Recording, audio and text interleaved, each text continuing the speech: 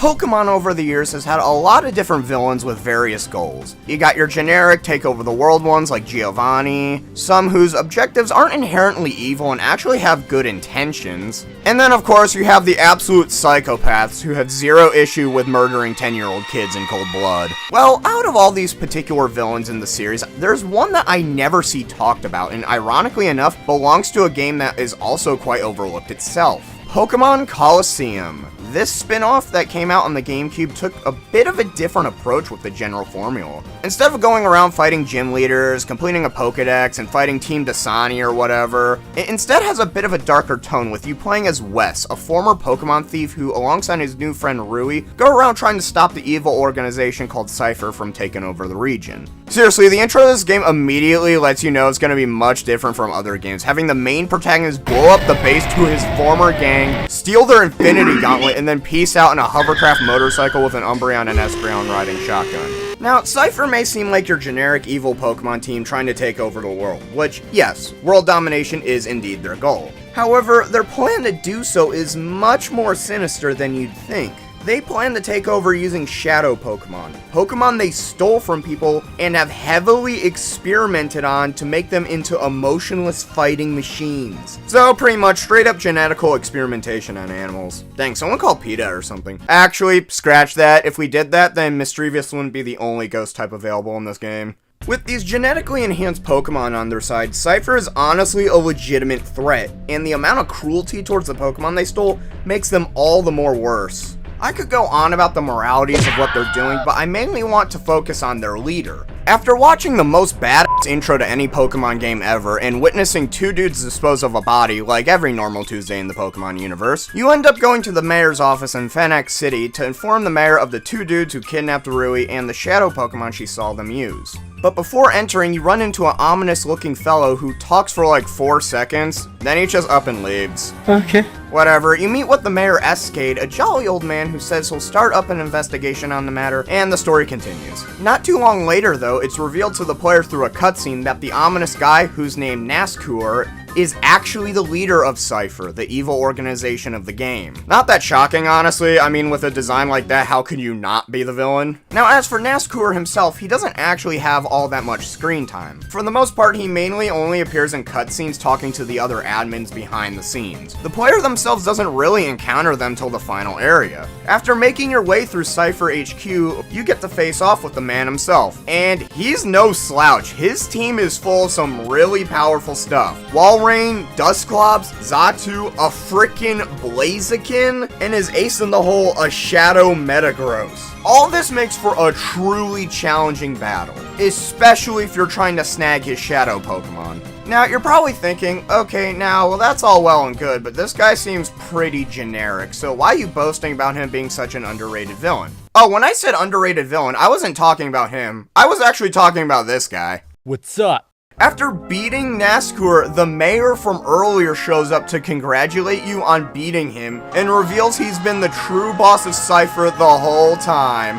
He's been running things from the shadows and using Nascour as a stand-in figure, which is pretty smart for an underground criminal mastermind to do, all things considered. You know what isn't smart though? Revealing all of this in a stadium with like 1,000 people in it. That kinda defeats the whole purpose of the secret mastermind thing. However, I'm willing to overlook that blunder since the twist itself makes up for it, being cleverly foreshadowed earlier in the game.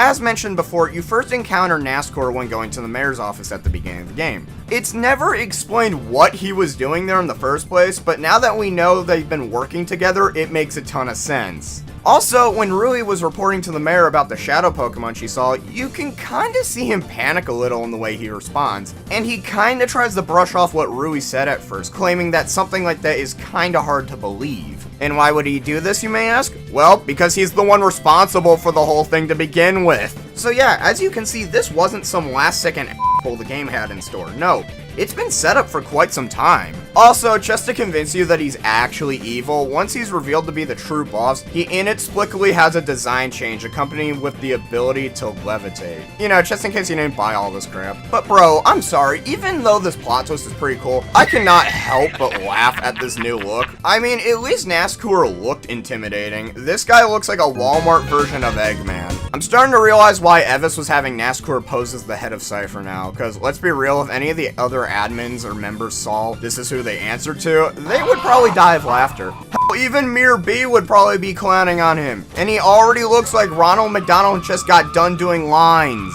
Now, while you may be laughing at him right now, you won't be in the next 2 minutes, because holy god is he tough. What the fuck? I would say he's on par with Cynthia in terms of difficulty. I'm not kidding. While Nascour's team mostly focused on special attacks, Evice's team consists of some truly terrifying physical attackers such as Machamp, Scizor, Salamence, a Shadow Tyranitar, and worst of all, a Slacking that is paired with a Slowking that has Skill Swap to unshackle it from its Truant ability. So yeah, pretty tough customer to deal with. This game's villain may be the typical take over the world type in the end, but the plot twist with Evice being the true villain was great. I mean, even the devs apparently thought so too, since they decided to do the exact same thing in the sequel game. Except this time it sucked.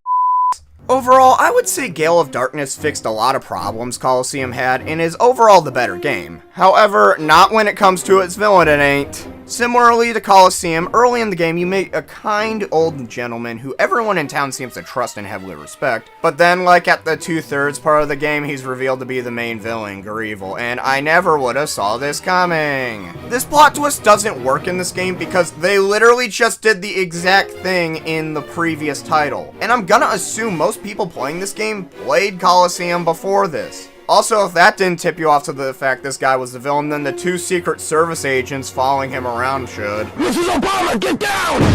One thing I will give Greevil though is the fact his fight makes Evice seem like a cakewalk in comparison, since he's one of the very few fights in the series to have 7 Pokemon. He starts off with his Shadow Lugia, which is then followed by his main team of 6, and half of them are legendary birds. And every Pokemon in this fight is a Shadow Pokemon, so good luck if you're going for 100%. Besides that though, Greevil really sucked as a twist villain, as with Evice, it's clearly foreshadowed early on, but it still will come as a shock to most people. Now, of course, he's not the greatest villain in the series. Obviously, there are much better, more fleshed out villains that would come later down the road, but for the time, he did work surprisingly well, and it's all done in a spin-off game of all things. What are your thoughts on Evice and the Coliseum games in general? Be sure to let me know in the comments below. And with that being said, that's going to be it for this video. I will see you guys later. Have a good rest of your day.